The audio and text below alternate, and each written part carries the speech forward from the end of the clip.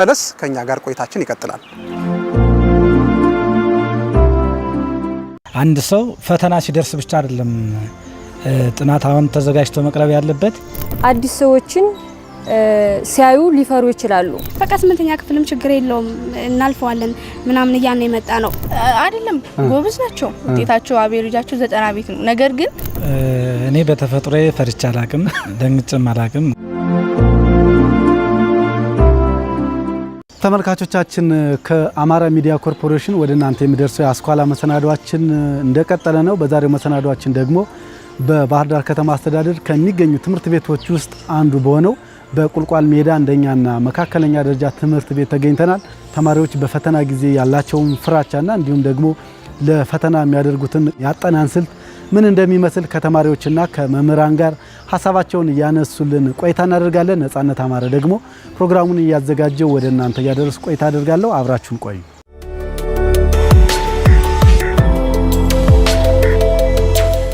በፈተና ጊዜ የሚከሰቱ ወይም የሚፈጠሩ የፍራቻ ወይም ፍርሃትን በተመለከተ እንግዲህ ከተማሪዎች ጋር አጠር ያለ ቆይታ እናደርጋለን። አብራችሁን ቆዩ። ተማሪዎችም እንግዲህ እዚህ ይገኛሉ፣ ስማቸውንም ያስተዋውቁናል። እስኪ ስምሽ እንተዋወቅ። ስሜ በላይነሽ ተመስገን ይባላል። የመጣሁት ከ6ኛ ክፍል ነው። አብርሃም ነው ይባላለሁ። እዚያው 8ኛ ክፍል የቢ ተማሪ ነኝ። ስሜ ፍቅር ሰለሞን ይባላል። የመጣሁት ከ6ኛ ቢ ክላስ ነው። መልካም እንግዲህ የ6ኛና የ8ኛ ክፍል ክልል አቀፍ ፈተናዎች እንግዲህ በቅርቡ ይካሄዳሉ። እነዚህን በተመለከተ እንግዲህ በፈተና ጊዜ የሚከሰቱ ፍራቻዎች አሉና ፍርሃት ምንድነው ከሚለው እንነሳ። ፍርሃቱ ተማሪዎች በፈተናው በቂ ዝግጅት ባለማድረጋቸው ወይም ደግሞ ፈተና ላይ ሲቀርቡ ያን ፈተና ሲያዩት ሁልጊዜ ከምንፈተነው ፈተና የተለየ መስሎ የሚቀርብ ስለሚመስላቸው። እሺ ወንድ ማለት ፈተና ከመድረሱ በፊት የሚያስፈልገውን ነገር ተዘጋጅቶ መቅረብ አለበት አንድ ተማሪ። ይሄ ከሆነ ፍርሃት አይኖርም።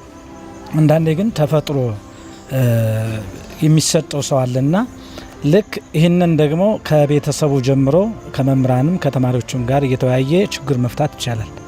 እሺ ፍርሃት ማለት አንድ ተማሪ ወይም ደግሞ አንድ ሰው በህይወቱ ላይ የሚያጋጥማቸው ነገሮች ያና እንዳያጋጥመው የሚፈራው ነገር ሲሆን በተማሪ ስናየው ደግሞ ፍርሃት ማለት ለምሳሌ በፈተና ጊዜ የሚገጥመው ፍርሃት አንድ ተማሪው ሳያጠና ወይም ደግሞ ሬዲ ሳይሆን የሚያደርገው ነገር በሙሉ ሊፈራ እና ኮንፊደንስ እንደሌለው ሊያሳየው የሚችል ነገር ነው። 8ኛ ክፍል ተማሪ ስንሆን ስሜ መሰረት ይባላል። እስኪ ስሜ ጽጌረዳ አቁምላቸው ይባላል። የስንተኛ ክፍል ተማሪ ነኝ። በተለይ የፈተናዎች ሲደርሱ ፍርሃት የሚባል ነገር አለና ፍርሃት ምንድነው የሚለው ላንሳላችሁ። ፍርሃት ገና እኛ የምንመጣውን ፈተናችንን ወድቀን ለቀጣዩ ክፍል ደግሞ ዳግም እንደግማለን በሚለው የምንፈራው እንጂ ጥያቄውን ከመስራታችን በፊት በጣም ንጭ ይጨንቀናል። ያ ማለት ደግሞ እንወድቃለን በሚል ሀሳብ ነው እንጂ ገና ጥያቄውን አይተን ግን ብንሰራ ኮንፊደንስ ሆነን ብንሰራ ደግሞ ከጥያቄያችን አንጻር ልናልፍ እንችላለን። ከዛ ይነሳል የምንፈራው ፍርሃት። ስለዚህ ፍርሃት ካለመዘጋጀት የመጣ ነው። አረ ተዘጋጅተንም ቢሆን በቃ ሀሳባችን ምናልባት እየቸኮልኩኝ የምሰራቸውን ጥያቄዎች ስታቸው እወድቃለሁ ብዬ ነው ማስበውና ከዛ አንጻር ከመፍራታችን የተነሳ ጥያቄውን ያወቅ ነው የምንስታቸው ጥያቄዎች ይኖራሉ እና እንደዛ ነው። ፍርሃት ምንለው አጥንተንም እያወቅ ነው ምስተዋለን። ምንፈራው ምንድነው?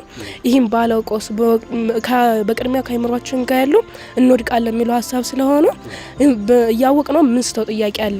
ምክንያቱም እናስበው እንወድቃለን ነው እንጂ እንደዛ ብለን በመናስበው ሰዓት በችኮላ ነው እንጂ በቀስ ብለን አስበንበትም ፈተናውን አንሰራው። ስለዚህ ፍርሃት ማለት ይሄ ነው።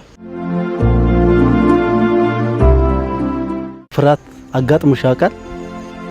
አዎ አጋጥሞኝ ያውቃል። ምክንያቱም የማንዘጋጅባቸው ታይሞች አሉ። ለምሳሌ አሁን የ6ኛ ክፍል ተማሪ ነኝ። የሞዴል ሰዓት ላይ ያው ብዙ በቂ ጊዜ ስለማናገኝ ወዲያውን ስለነበረ ያኔ በደንብ ሬዲ ስላልነበርኩ ፈርቻለሁ። እኔ በተፈጥሮዬ ፈርቻ አላቅም፣ ደንግጬም አላቅም። ግን ማለት አንድ ሰው ፈተና ሲደርስ ብቻ አይደለም ጥናት አሁን ተዘጋጅቶ መቅረብ ያለበት። ሞዴል ደረሰ ወይም ሚኒስትሪ ደረሰ ማትሪክ ደረሰ ብሎ ሳይሆን መዘጋጀት ያለበት አንድ ቤት ሲሰራ መሰረቱ ከታች መሰረቱ ካማረ ላይኛውም ያምራል ማለት ነው። ስለዚህ አንድ ተማሪም ገና ከ8ኛ ክፍል ከመድረሱ በፊት አንደኛ ክፍል ወይም ኬጅ ሊሆን ይችላል። ከዚያ ሲጀምር መሰረቱ ጥሩ መሆን አለበት። ይህ ሰው ለትምህርቱ ጥሩ ሀሳብ ካለው ሚኒስትሪም ደረሰ ማትሪክም መጣ ምንም የሚጨናነቅበት የሚፈራበት ነገር የለም እና እኔ ፈርቻ አላውቅም በህይወቴ። እኔ ፍርሃትን ደርሶብኝ ያውቃል። የፈራሁበት ምክንያት ደግሞ ሚኒስትሪነን ገና ዘንድሮ ስለሆነ እኛ የምንወስደው ምን አይነት እንደሆነ ስለማላውቅ ነው። አሁን 8ኛ ክፍል ተማሪ ናቸው። 6ኛ ክፍል ተፈትናቸዋል አይደል? ከዚህ በፊት ፈርታችሁ ታውቃላችሁ? አይ ከ6ኛ ክፍል የመጀመሪያችን ስለነበረ ሚኒስትሪ ሲባል ገና የመጀመሪያችን ስለነበረ በጣም እንጨነቅ ነበረ። ቢቀር ምናምን እያሉን ራሱ እናወራ ነበርና ከዛ ግን ፈተናው አይቀሬነቱን ስናውቅ ራሳችንን ሬዲ አድርገን ቤታችን ምናምን ትምህርት ቤታችንን በቃ እያጠና ምናምን እንሞክረው ምናምን ላልና ፈተናው ሲመጣ ፈተናችንን ተፈተን ወደ 7ኛ ክፍል ስናልፍ ደግሞ በቃ 8ኛ ክፍልም ችግር የለውም እናልፈዋለን ምናምን እያነ የመጣ ነው። ነገር ግን ደግሞ ፈተና ሲደርስ የመጨነቅ ነገር አይጠፋ። አሁን ከራሴ እኔ ራሴን ሬዲ አድርጌ ምንም ላለመፍራት ተዘጋጅቻለሁ። አትፈሪ? በባለፈው አመት በ2016 6ኛው ክፍል ስንፈተን ሁላችንም ፈርተን ነበር። ምክንያቱም ሚኒስትሪ 8ኛ ክፍል ላይ ነው።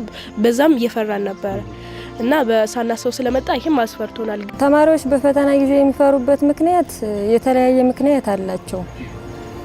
ለምሳሌ አንዳንድ ተማሪዎች ዝግጅት ያደረጉ ተማሪዎችን ብናይ ከዝግጅት ካላደረጉ ተማሪዎች ጋራ ያለው ምክንያት የተለያየ ነው።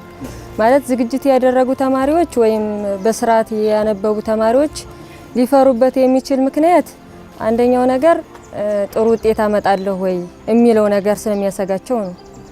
ሁለተኛው ነገር ደግሞ የተሻለ ውጤት አመጣለሁ ወይ እንዲሁም ደግሞ ፈተናውን እስከሚያዩት ድረስ የሆነ ጉጉት ይኖራቸዋልና ያንን ፈተና ጥያቄውን እስከሚያዩት ድረስ ሊፈሩ ይችላሉ። ዝግጅት ያላደረጉ ተማሪዎች ደግሞ ጥሩ ውጤት አላመጣም ይሆን አላልፍም ይሆን ወይም ደግሞ ቀጣይ ምን አይነት ህይወት ይኖረኛል ካላለፍኩኝስ ብለው ሊሰጉ ይችላሉ ወይም ሊፈሩ ይችላሉ። ሌላውና ሶስተኛው ምክንያት አዲስ ሰዎችን ሲያዩ ሊፈሩ ይችላሉ። ከለመዱት ማህበረሰብ ወይም ካለመዷቸው አስተማሪዎች ሊሆን ይችላል፣ ፈታኞች ሊሆን ይችላል። የተለየ ሰው ሲያዩ ሊፈሩ ይችላሉ። እንደው ተማሪዎች እንዳይፈሩ ምን ማድረግ አለባቸው? ተማሪዎች እንዳይፈሩ በቤታቸው የተለያዩ የማጥኛ ፕሮግራሞችን በማውጣት ከትምህርት ቤት ደግሞ ላይብራሪም በመግባት ከክፍል ውስጥ ደግሞ ተማሪዎችንን ከተማሪዎች ጋር በጋራ በመሆን የተለያዩ ጥያቄዎችን አውጥተው በመጠየቅና ያልገባቸውን መምህራኖች እንዲያስረዳቸው በማድረግ መረዳት ይችላሉ። የመጀመሪያ እኔ መምህርም ሆነ ተማሪ ሆነ ላለመፍራት እኔ ያኛውም ሰው እኔ እንደሆነ መወክዬ ማየት አለብኝ የመጀመሪያው። ሲቀጥል ደግሞ ከቤተሰብ የሆነ ነገር በትምህርት ሊሆን ይችላል፣ በቤተሰብ የሆነ ውይይት ይኖራል። ይዛኔ ተነስቶ አንድ ሰው ራሱን እንዲያዳብር ማድረግ። አንድ ተማሪ እንዳይፈራ መጀመሪያ ራሱን መተማመን አለበት። ከምንም በላይ የራስ መተማመን ያለው ሰው ለምንም ነገር አይፈራም፣ ለሁሉም ነገር። ከዛ ደግሞ እሱን ከሌሎች ጋር አለማወዳደር፣ ይሄ ትልቁና ዋነኛው ነው። ምክንያቱም ከሌሎች ሰዎች ጋር ባወዳደረ ቁጥር የእሱ ኮንፊደንስ እየተመናመነ ነው የሚመጣ እና ከሌሎች ጋር አለማወዳደር፣ ራሱን ሁሌም ዝግጁ ማድረግ፣ አዳዲስ ነገር ለማወቅ መጣር፣ የተለያዩ ነገሮች ማድረግ አለበት። መቆጣጠር የሚቻለው የመጀመሪያው ነገር የስነ ልቦና ድጋፍ ማድረግ ነው። ማለት ፈተና የተለየ ነገር እንዳልሆነ መምከር፣ የምክር አገልግሎት መስጠት። የተለየ ሰው ሲያዩ የሚፈሩ ከሆነ ሁሉም ሰው እኩል እንደሆነ የምክር አገልግሎት ቅድሚያ ቢሰጣቸው ላይፈሩ ይችላሉ። መጀመሪያውኑ ጥሩ ውጤት እንዲያመጡ መጀመሪያ መምከር ያስፈልጋል። በኋላም ደግሞ ጥሩ ውጤት እንዲያመጡ ደግሞ ተረጋግተው መስራት እንዳለባቸው መምከር ያስፈልጋል።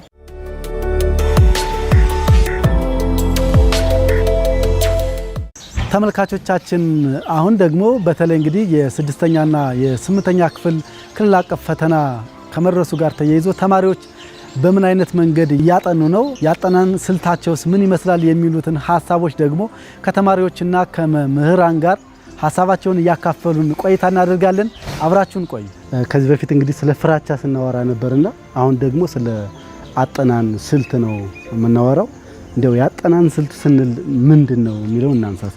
ያጠናን ስልት ማለት ተማሪዎች የራሳቸው የሆነ ለፈተና የሚዘጋጁበት የንባብ አይነት ሲሆን ይሄንን ለማድረግ ደግሞ በቤት ውስጥም በትምህርት ቤት ውስጥም የተለያዩ ነገሮችን ያደርጋሉ። የንባብ አናባብ ዘዴዎች በሁለት በሶስት መንገድ ሊገለጹ ይችላሉ። የመጀመሪያው ከተማሪዎች ጋር በቡድን የሚጠና ጥናት አለ። ሁለተኛ ደግሞ ልክ በቡድን ሲያጠና የነበረውን ነገር መያዝና ለመያዙን ለማረጋገጥ ግዴታ የብቻ ወደ ማንበብ ማጥናት አለበት እና በዚህ መንገድ ንባብ ልክ ከመምህራን በጎን ለጎን ከተማሪዎች ጋር ከጎበዝ ተማሪዎች ጋር በመገናኘት ንባብ እናነባለን። ለምሳሌ አብረን እናነባለን። ከዛም በኋላ ደግሞ እንደገና የብቻችን እንሄዳለን። የብቻችን ሄደን እንደገና ያንን እንመልስና እንደገና ተመልሰን ደግሞ ምን ይዘሃል ምን ይዘሻል ተብለን እንጠያይቃለን እና በዚህ መንገድ እንረዳዳለን። የሰው ልጅ እንደየአይምሮ ይለያያል ያጠናን ስልቱ ማለት ነው። አንዳንዶቹ በሾርት ኖት የሚያጠኑ አሉ፣ አንዳንዶቹ ከሰዎች ጋር፣ አንዳንዶቹ ጸጥ ባለ ቦታ ላይ እና ያጠናን ስልት የሚወሰነው በሰዎች አይምሮ ላይ ነው። አሁን ለምሳሌ እኔ የሚመቸኝ ሾርት ኖት በማውጣት ነው። ብዙ ጊዜ ከሰው ጋር ሲሆን ይልም ያለ መመቸት ባህሪ ያለና ሰዎች ጋር በማልሆንበት ሰዎች ጋር በሌሉበት ቦታ ጸጥ ባለ ቦታ በሾርት ኖት ነው።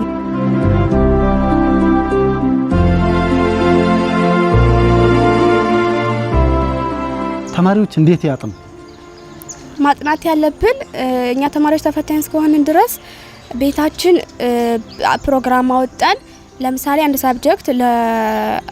ሳብጀክት ለ2 ሰዓት በቃ በአንድ ቀን ቢያንስ 2 ሳብጀክት ሙሉ ቻፕተሩን አንብበን ለመጨረስ ያስፈልጋል። ያ ማለት ደግሞ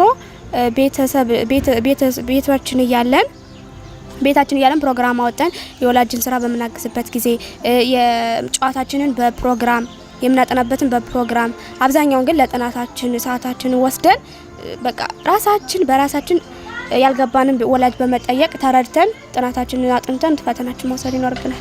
ለራሳችን ጊዜ እኛም ትንሽ ዘና ብለን እንድናጠና ቤተሰብ እንድናገሱ ነው እንጂ ሙሉ ቀን ስላጠናን ብቻ ጎበዝ እንሆናለን ማለት አይደለም። ይሄ ራሳችንም እያዝናናን ቤተሰብንም እያገዝን ነው ልናጠና የምንችለው። እንግዲህ ተማሪ እንደተሰጠው የተለያየ አይነት ያጠናን ዘዴ ሊኖረው ይችላል።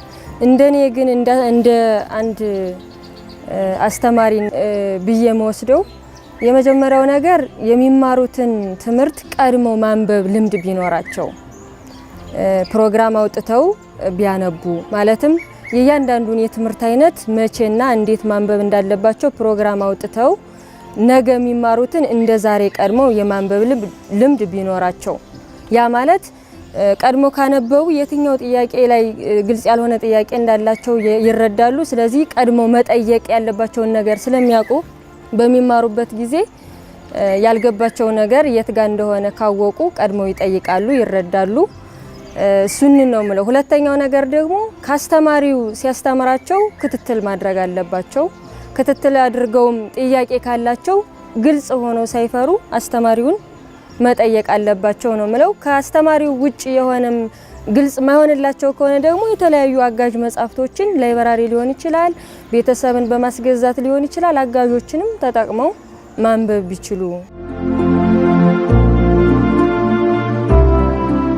እንደ ውጤታማ ያጠናን ስልት ያለው ከናንተም ይሁን ከሌላ ተሞክሮ ያያችሁት የታዘባችሁት አለ?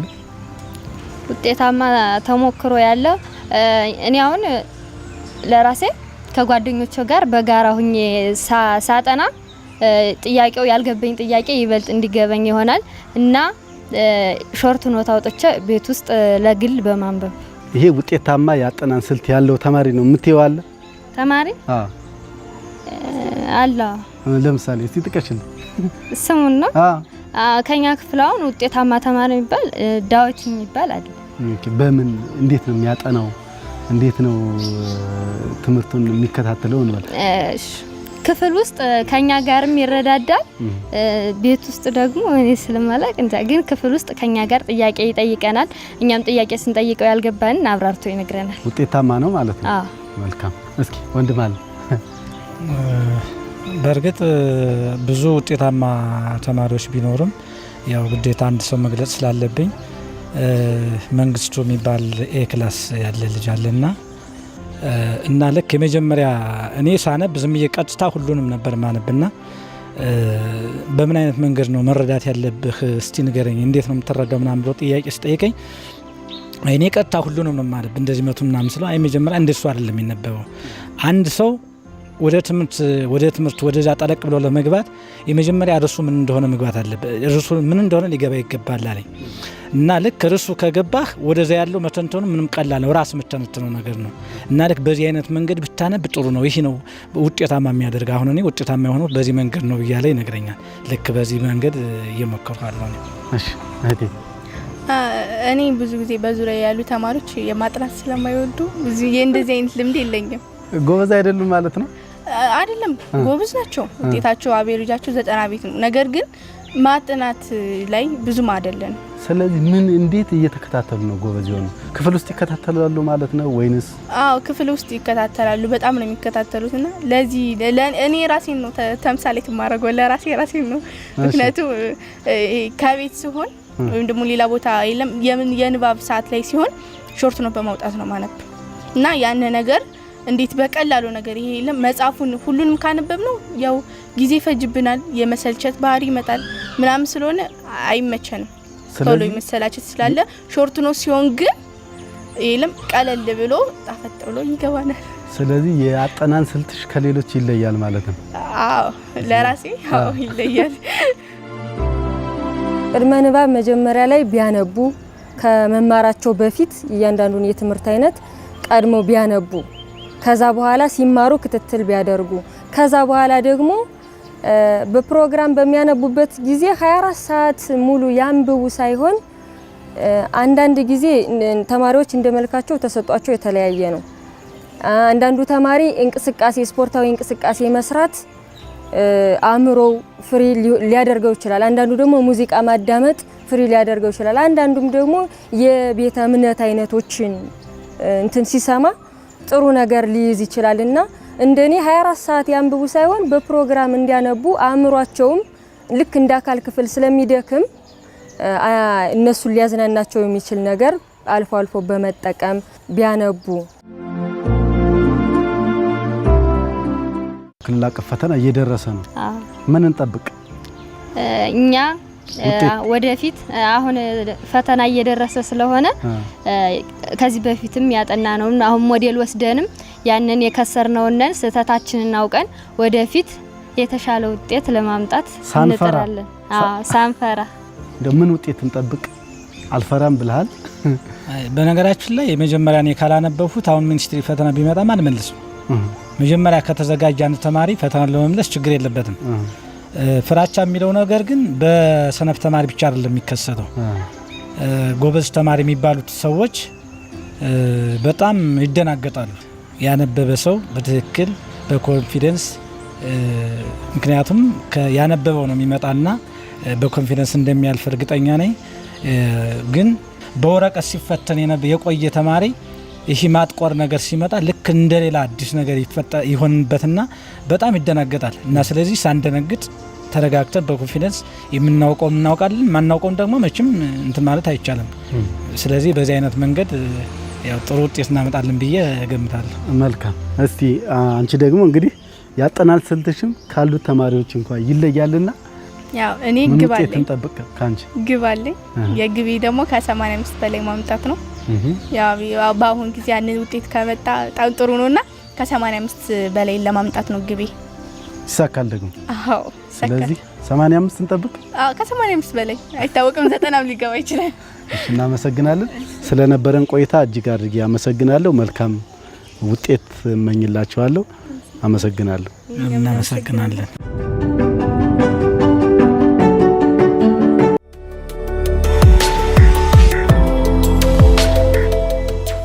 ተመልሰናል ተመልካቾች